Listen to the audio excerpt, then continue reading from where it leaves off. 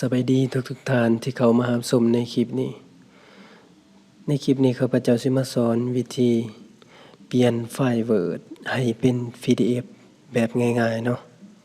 ทุกคนเฮ็ดได้เนาะเป็นความรู้พื้นฐานว่าซั่นซะฉะนั้นเฮาไปเริ่มกันเลยเนาะขั้นตอนทำอิฐแม่นเฮาเปิดไฟล์ที่เฮาจะเปลี่ยนเป็น PDF นั่นเนาะขั้นตอนทำอิฐหลังจากนั้นให้เขาไปที่ไฟล์เนาะที่ไฟล์แล้วเขาไป Save As เนาะ Save As แล้วให้ทุกคนเบิ่งตัวนี้เนาะ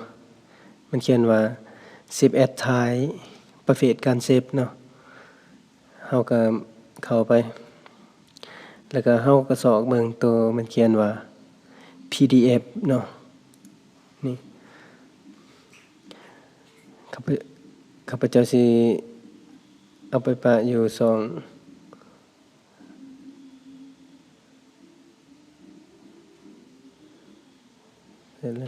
เดสก์ท็อปเนาะ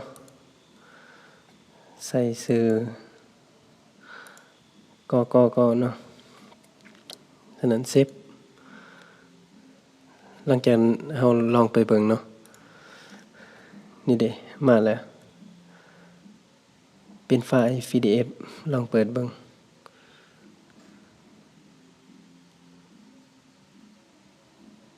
นี่เด้ตัวเฮาเฮ็ดฝั่งหนึ่ง